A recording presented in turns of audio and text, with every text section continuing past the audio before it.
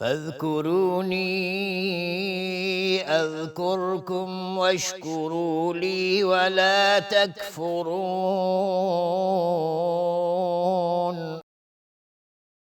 پس به یاد من باشید تا به یاد شما باشم و شکر مرا گویید و کفران نکنید. بسم الله الرحمن الرحیم و به نستعین. الحمد لله رب العالمین و الصلاة و السلام علی سید المرسلین سیدنا و نبینا محمد و علی آله و صحبه اجمعین. با عرض سلام و درود خدمت همه شما بینندگان عزیز و محترم در برنامه نیایش و ستایش. امیدوارم که همیشه صحیح و تندرست باشید و در راستای نیایشی که شایسته نیازمندی های حقیقی ماست و شناخت این خواسته ها و نیازها پیشرفت و درک و فهم عمیق‌تر و دقیق‌تری به ما عنایت بشه و امیدوارم که باز هم بتونیم در راستای ستایشی که شایسته مقام والای رب ذوالجلال هست باز هم توفیق لازم رو به دست بیاریم. آیاتی که در این برنامه مد نظرمون هست آیاتی هست از سوره بقره. در این آیات هم یک تعبیری در موقعیت مخصوصی از نیایش بندگانی از بندگان رب ذوالجلال به معرض نمایش گذاشته شده تا اینکه باز هم ما بیشتر آشنا بشیم با نیازمندی های خودمون. گفتیم که شناخت نیازها مهمترین عامل برای حرکت سالم و درست و فعالیت مثبت در زندگی روزمره است. اگر ما نتونیم درست نیازهای حقیقی خودمون رو بشناسیم، فعالیت ما و سعی و تلاش ما بیهوده خواهد بود. نیازهای حقیقی ما هم با شناخت مسیر و با شناخت اهداف تعیین شده‌ای که سعادت و خوشبختی ما رو در بر داره میتونه به دست بیاد. آیات 246 سوره بقره تا 252 6 آیه هست که مختصراً داستانی رو برامون میگه از یک مجموعه از قوم بنی اسرائیل بعد از موسی که در حال استضعاف، در حال تبعیض و در حال تنگنای زندگی معیشتی و اجتماعی و سیاسی به سر می بردند. نبیی در بینشون وجود داشت، نبوتی وجود داشت، ولی در عین حال حاکمیت و سلطه عادلی براشون وجود نداشت. از خونه و کاشانه رانده شده بودند و از آرامش زندگی و آسایش زندگی محروم بودند. یک نوع استضعاف رو باید متحمل می شدند. اینها به نبی خودشون میگن که الم تر الی الملأ من بنی اسرائیل، یک مجموعی از اشراف بنی اسرائیل وقتی که بعد از موسی به نبی خودشون که در برخی روایات اسمش رو آوردن به نام شموئیل، این یا سموئیل بعضی ها گفتن، این قصه هم این داستان هم جز داستان‌های نادری هست که فقط در قرآن اومده. جالب هست که الله متعال با وحی خودش به نبیش یک اتفاقاتی رو در تاریخ به طور تفصیلی برای پیامبر صلی الله علیه و سلم انتقال میده که خودش ثابت کننده مقام نبوت پیامبر هست صلی الله علیه و سلم و در عین حال آیات و دلایل و نشانی صحت قرآن هست و در عین حال آموزش برای من و شما در راستای عبادت و اطاعت سالم است.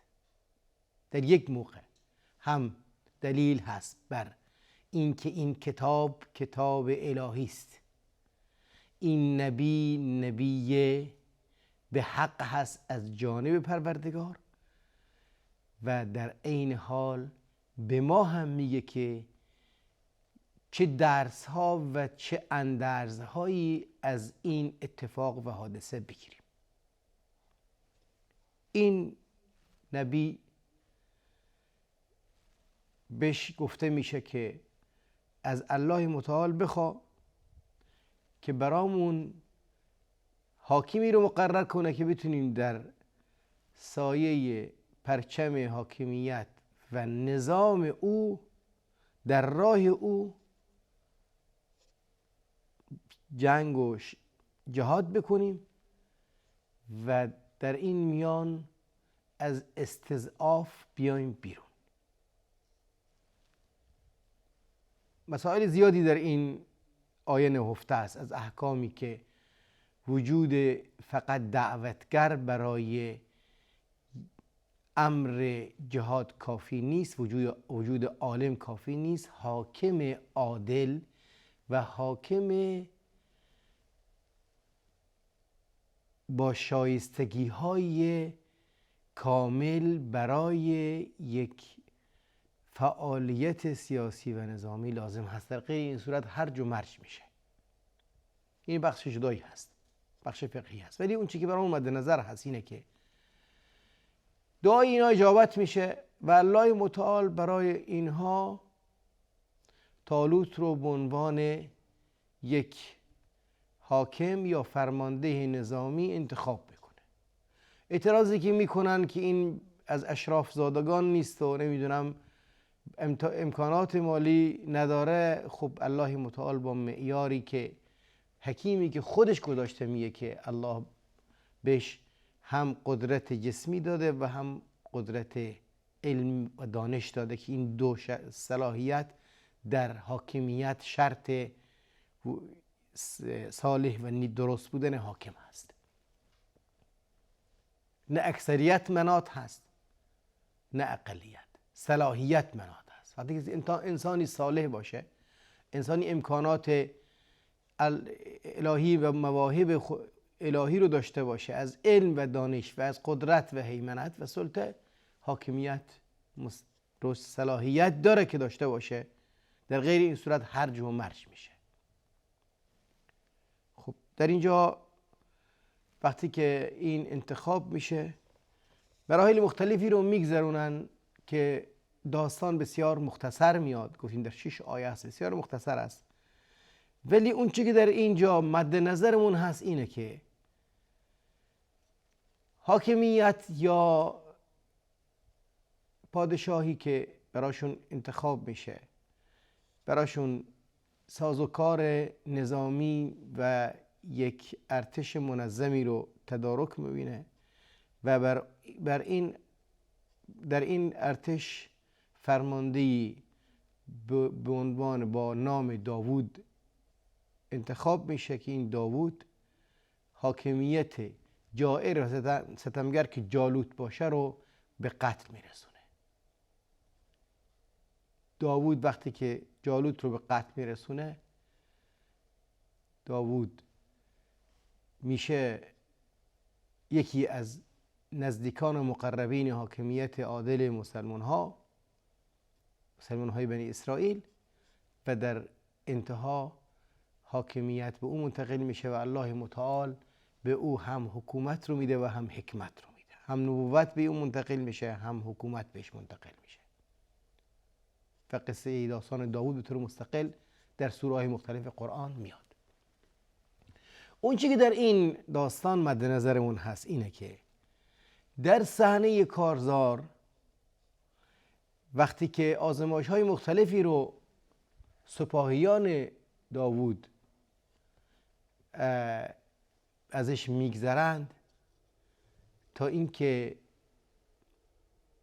خلوص، صبر، استقامتشون به اثبات برسه و از این جمله این بود که از سپاه از آبی میگذرن با وجود تشنگی شدیدشون منع میشن از اینکه از آب استفاده بکنن مگر یک مشتی که فقط تشنگیشون رو برآورده بکنه که خیلی از اینها تحمل این آزمایش رو نداشتن و از این آزمایش رفوزه میشن. در مهم اون کسانی که ثابت قدم میمونن، اون کسانی که در این آزمایش موفقیت رو به دست میارن، دعایی رو وقت مواجه شدن با دشمن میکنن و اون دعا اینطوری هست: قالوا ربنا افرغ علينا صبرا وثبت اقدامنا وانصرنا على القوم الكافرین. در این دعا 3 رکن هست. افرغ علینا صبرا، به ما صبر رو عنایت کن. افرغ یفرقو یعنی ریختن، یعنی صبر رو به اندازه‌ای که ما رو کلا در بر بگیره به ما بده. صبر بسیار بسیار درخت پر ثمری هست که در حیطه‌های مختلف زندگی مهمترین و مؤثرترین نقش رو میتونه ایفا بکنه. پیامبر صلی الله علیه و آله میگن که هیچ احدی ما اعطی احد عطاء اوسع و خیر من الصبر. هیچ احدی عطا و داشته‌ای بهش اعطا نشده، موهبه‌ای بهش داده نشده بهتر و وسیعتر از صبر. در هر زمینی صبر و شکیبایی کلید فتح و باز کردن تمام قفل‌ها هست در زندگی انسان. اولین نکته ای که اولین احساسی که میکنن میگن ربنا افرغ علینا صبرا، ما رو لبریز از صبر بکن، ما رو سرریز از صبر بکن، به ما صبر کافی و شامل عنایت کن. صبری که در هر زمینه‌ای بتونه دست ما رو بگیره و ما رو در مسیر راه موفق از آب بیاره بیرون. نکته خیلی مهمی هست. دقت کنید، دعاهایی نیست که در خلأ و در یک تئوری زندگی مطرح بشه. دعا اون دعایی هست که در بستر زندگی برای انسان نقش داشته باشه. هر قدمی و هر حرکتی بتونه با این دعا تزریق بشه. دعا فقط برای رفع مشکلات و نیازهای مادی روزمره نیست که بگین ربنا آتنا فی الدنیا. در واقع امروز متاسفانه تمام دعا از این نمونه هست. دعا یک زندگی عبادتی رو تزریق تغذیه میکنه. غذای یک زندگی عبادی هست که تمام موقعیت‌های مختلف این زندگی رو پوشش میده. در این صحنه میگن ربنا افرغ علینا صبرا، بر حسب نیاز، در هر موقعیتی بر حسب نیاز، در هر شرایطی بر حسب نیاز. هر انسانی در هر جایی، در هر کاری که هست، نیازهای به خصوصی داره که باید اون نیازها رو بشناسه و با ارتباط با رب ذوالجلال در پی رسیدن به این نیازها باشه. ربنا افرغ علینا صبرا، در اینجا صبر مهمترین نیاز است. بعد از صبر و ثبت اقدامنا، و در مقابل این تنش و درگیری که واقع شدیم ما رو ثابت قدم نگه بدار. ثبات قدم بر حقیقت یکی از مهمترین نیازهای انسان هست. صبر در استقامت یک نیرو هست، یک انگیزه هست و ثابت قدم ماندن موفقیت در کاربرد این نیرو هست. این نیرو رو وقتی که ما درست به کار بگیریم یا موفقیت رو به دست بیاریم در کاربردش، اینجا یعنی ثابت قدم موندیم بر مسیری که باید داشته باشیم. در درون صابر و شکیبا بودن یک پتانسیل هست، انرژی هست و در صحنه زندگی عملاً ثابت قدم موندن این انرژی رو به طور صحیح به کار گرفتن هست. خیلی موقع هست انرژی هست، نیرو هست ولی درست به کار گرفته نمیشه. علم هست، دانش هست ولی درست به کار گرفته نمیشه. انسان صبور هست ولی صبرش در جای درست به کار گرفته نمیشه. یک مظلوم در مقابل مظلومیت صابر بودنش مفید نیست. باید بالاخره در پی این باشه که از ظلم بیاد بیرون. صبر نیرویی هست که به کارگیری این نیرو ارزش اون رو تعیین میکنه. اگر درست به کار گرفته بشه خب به طور طبیعی مثبت هست. اگر غلط به کار گرفته بشه منفی هست. یک ظالم اگر استقامت بکنه در ظلم خودش خب این منفی هست. یک انسان خاطئ و کسی که در اشتباه هست استقامت بکنه بر موضع اشتباه خودش، اصرار بکنه، لج بکنه، این بکارگیری صبر اشتباه هست، منفی هست. در نتیجه صبر انسان در صورتی میتونه موفقیت رو در بر داشته باشه که انسان استقامت و ثابت قدم بر حقیقتی باشه که این حقیقت رو شناخته و بهش پی برده. و در سومین نکته‌ای که میاد در این دعا، وانصرنا علی القوم الکافرین، و ما رو نصرت بده بر مقابل که اهل و ناباور هستند و با ما درگیر هستند. میگیم ربنا افرغ علینا صبرا و ثبت اقدامنا وانصرنا علی القوم الکافرین. الله یار و نگهدارتون باد. السلام علیکم و رحمت الله و برکاته.